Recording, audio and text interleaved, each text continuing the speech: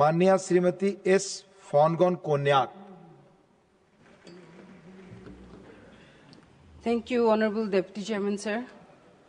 I rise to support the Appropriation Number 2 Bill 2026, a legislation that authorizes the withdrawal of approximately 53.5 lakh crore from the Consolidated Fund of India for the financial year 2026-27. This bill is not merely a financial instrument. It is a solemn commitment to the people of India, especially women, the youth, marginalized communities, and also to the northeastern region.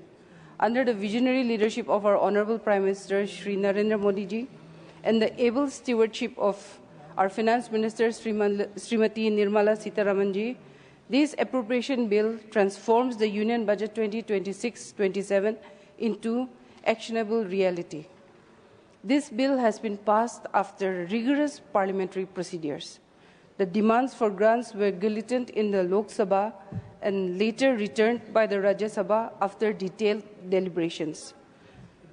This bill also empowers the government to allocate resources to national priorities and promote inclusive growth and sustainable development.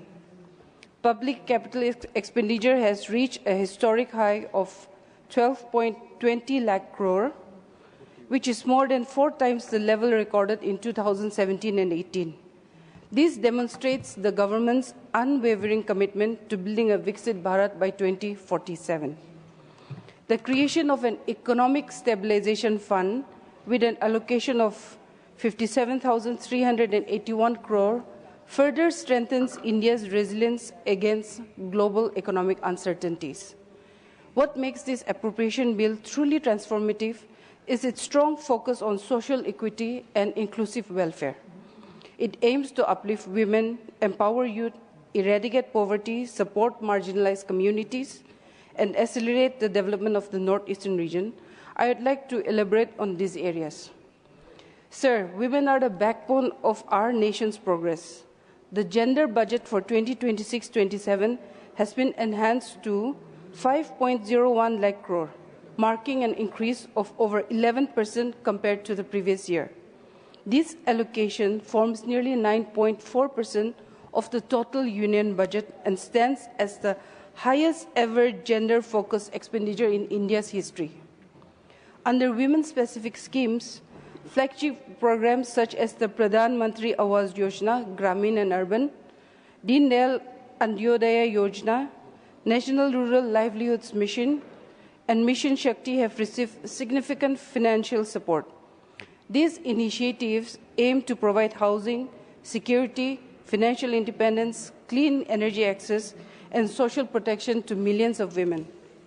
A revolutionary initiative introduced in this budget is the establishment of self-help entrepreneur marts, She-Marts. These community-owned retail outlets will enable lakhs of women-led self-help groups to evolve from microfinancing networks into full-fledged entrepreneurial enterprises. Over the next 5 years, term loans of up to 2 lakh crores will be extended to 5 lakh women, especially from scheduled castes and scheduled tribes, to encourage first-time entrepreneurship. The allocation of the National Rural Livelihood Mission has been significantly enhanced, directly benefiting more than 10 crore rural women. Working women's hostels are also being established across multiple districts to ensure safe accommodation and dignified living conditions for working women. In addition, the government has proposed to establish one girls' hostel in every district within higher education institutions focused on science, technology, engineering, and mathematics. This will greatly encourage female participation in advanced technical fields. Special emphasis is also placed on strengthening the care economy. Nearly 1.5 lakh caregivers will be professionally trained in healthcare, wellness, and assistive technologies, creating dignified employment opportunities while improving care services for the elderly and differently abled.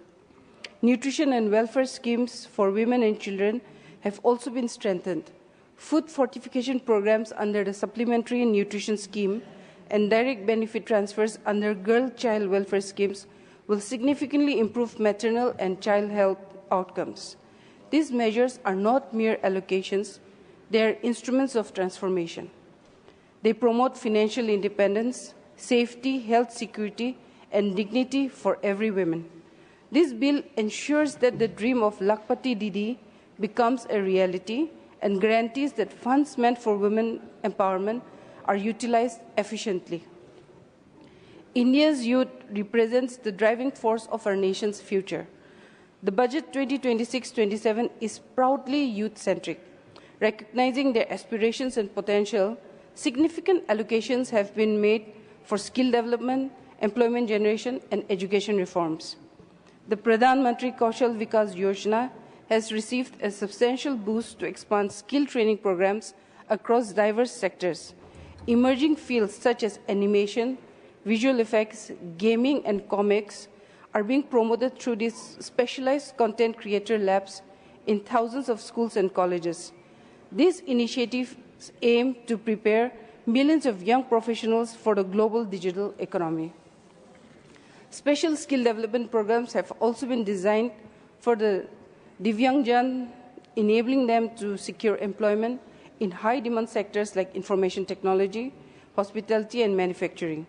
This reflects the government's commitment to inclusive development. Higher education infrastructure is also receiving strong support. University townships are being developed near industrial corridors to promote industry and academia collaborations. Artificial intelligence-driven learning platforms will equip students with future-ready technological skills. The government has also introduced major employment initiatives under national development missions. Large-scale public and private sector employment opportunities will be generated, promoting entrepreneurship and innovation among youth. These initiatives aim to transform job seekers into job creators. When we pass this appropriation bill, we invest in the dreams of millions of young Indians. From rural villages to metropolitan cities, youth will gain access to quality education, modern skills, and dignified employment opportunities. This is a decisive step towards harnessing demographic dividends for national progress. Sir, poverty alleviation remains one of the government's highest priorities, and over the past decade, crores of citizens have risen above multidimensional poverty due to sustained welfare initiatives. This appropriation bill ensures the continuation and expansion of these efforts. The allocation for rural development has seen a major increase, reflecting the government's commitment to strengthening rural infrastructure and livelihoods. The Pradhan Mantri Garib Kalyan Anna Yojana continues to provide free food grains to vulnerable households, ensuring food security for millions. Employment guarantee schemes continue to serve as lifelines for rural families. Housing, drinking water, sanitation, and electrification programs have received increased funding to ensure dignified living standards for economically weaker sections. The agriculture sector has also been prioritized with strong financial support for farmers, particularly small and marginal landholders. Investments in irrigation, crop diversification, modern technology, and agri-entrepreneurship will boost rural incomes and productivity. A saturation approach has been adopted to ensure that every eligible beneficiary receives full welfare support, whether in the form of ration cards, housing assistance, pensions, or skill training. This guarantees that no deserving citizen is left behind. This bill is not merely about government expenditure. It represents a promise to uplift the most vulnerable sections of society and ensure equitable development. In advancing social justice, India's constitution envisions equality and protection for scheduled caste, scheduled tribe, other backward classes, minorities, and persons with disabilities. This budget reinforces that commitment through targeted allocations and welfare schemes. Dedicated development programs for tribal communities continue to receive strong support, particularly for vulnerable tribal groups living in remote areas. Educational scholarship for scheduled caste and scheduled tribe students will continue to promote access to higher education. Assistive technology and rehabilitation services for Divyangjan are being expanded. Modern centers for assistive devices will improve mobility, independence, and quality of life for the differently abled citizens. Entrepreneurship programs for women belonging to scheduled castes and scheduled tribes and minority communities will promote financial inclusion and self-reliance. Through this bill, the government strengthens its resolve to deliver social justice and ensure equal opportunities to all sections of society. There is a special focus on the northeastern region as the gateway to India's growth. The northeastern region is an integral part of India's cultural and economic fabric. Recognizing its strategic and developmental importance, the government has made substantial allocations for the region's growth. Infrastructure projects focusing on roads, connectivity, power supply, water resources, and tourism are being accelerated. Special schemes aim to promote local industries, ecotourism, and skill development among the youth. Healthcare and educational institutions in the region are being strengthened to provide better services. Vocational training institutions and programs tailored to local needs will enhance the employment opportunities.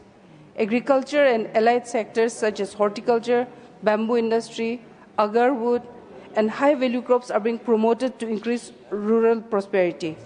Enhanced connectivity through railway, highways, and digital infrastructure will integrate the region more closely with the national markets.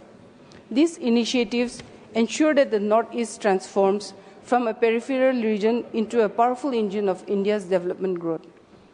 Sir, the Appropriation Number 2, Bill 2026, is far more than a financial statement. It is a blueprint for inclusive national transformation. It empowers women with dignity and independence, equips youth with modern skills and employment opportunities, uplifts the poor through welfare support, and promotes justice for marginalized communities, and accelerates development in the northeastern region. With a historic total expenditure and record capital investment, this bill lays a strong foundation for a self-reliant, equitable, and developed India.